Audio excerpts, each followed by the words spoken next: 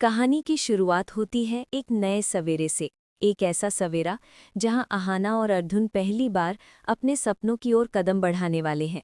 दोनों तैयार खड़े हैं और घर के सभी लोग उन्हें नौकरी ज्वाइन करने के लिए शुभकामनाएं देने इकट्ठा हुए हैं। कुछ समय पहले तक जिस अर्जुन को अहाना के कदमों से तकलीफ होती थी, आज वही अर्जुन उसके सपनों का सबसे बड़ा सहारा बन चुका है। घर की तीनों बहुएं ये देखकर खुश हैं कि उनका देवर अब सही रास्ते पर चल रहा है और अहाना को वो सम्मान देने को तैयार है जिसकी वो सच में हकदार है। अहाना और अर्जुन के रिश्ते में आया ये बदलाव घर की हवा तक को खुशनुमा कर देता है। लेकिन कहते हैं ना, खुशियों की रोशनी कुछ चेहरों को चुभ जाती है। पोल्टू, पेसिमोनी, चाची जी और चाचा जी के पैरों तले तो मानो जमीन ही खिसक गई है। उन्हें अपनी आंखों पर विश्वास नहीं हो रहा। जिसे उन्होंने बार बार बहकाने की कोशिश की, आज वही अहाना का सबसे मजबूत ढाल बनकर खड़ा है। लेकिन अब उनके पास कुछ करने को बचा भी क्या है। पता है कि अगर अब कोई गलती की तो सीधा घर से बाहर जाना पड़ेगा। इसलिए मजबूरी में होंठों पर नकली मुस्कान और मन में जलन की आग लिए उन्हें चुप ही रहना पड़ता है।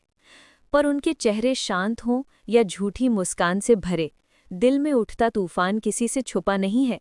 अंदर ही अंदर वे बस उस पल का इंतजार कर रहे हैं जब कोई मौका मिले और अहाना को नीचा दिखा सके। कहानी में असली ट्विस्ट तब आता है जब श्रुतो मामा अचानक एक अहम खबर लेकर आते हैं। वे बताते हैं कि अहाना ने जो सरकारी नौकरी के लिए इंटरव्यू दिया था, उसका परिणाम कल आने वाला है। बस इतना सुनते ही घर के माहौल में तनाव फैल जाता है। अहाना के चेहरे पर खुशी और घबराहट दोनों झलकती हैं। ये नौकरी सिर्फ नौकरी नहीं, उसकी आत्मसम्मान की लड़ाई है, उसकी पहचानी जाने की जंग है। अहाना कमरे में जाकर भगवान के सामने हाथ जोड़कर बैठ जाती है। वो घबराई हुई है, सोच रही है कि क्या उसका चुनाव हो पाएगा।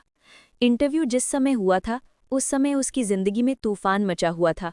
मन में खुद पर भरोसा तो है, पर डर भी उतना ही गहरा। उधर दूसरी तरफ पिसिमोनी और पोल्टू अपने कमरे में किसी और ही खुशी में मगन है।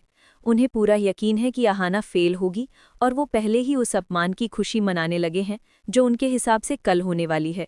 पोल्टू अपने ख्याली पुलाव पकाते हुए कहता है, माँ, आप फालतू चिंता मत करो। तलाक और ड्रामे के बीच में दी हुई परीक्षा में भला ये पास कैसे होगी। कल पूरे घर में बेइज्जती पक्की है।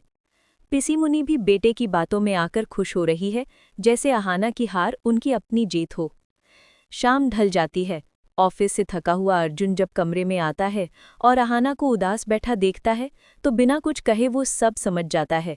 वो उसके पास बैठकर धीरे से उसका हाथ पकड़ता है और कहता है, अहाना, तुमने मेहनत की है, भरोसा रखो। और अगर इस बार नहीं भी हुआ तो क्या हुआ, जिंदगी यहीं खत्म नहीं हो जाती। हम अगली बार कोशिश करेंगे, मैं हमेशा तुम्हारे साथ हूँ। अर्जुन की ये बातें अहाना के लिए किसी मरहम से कम नहीं थी। उसकी आंखें भर आती हैं, मगर दिल हल्का हो जाता है, क्योंकि इस बार वो अकेली नहीं है।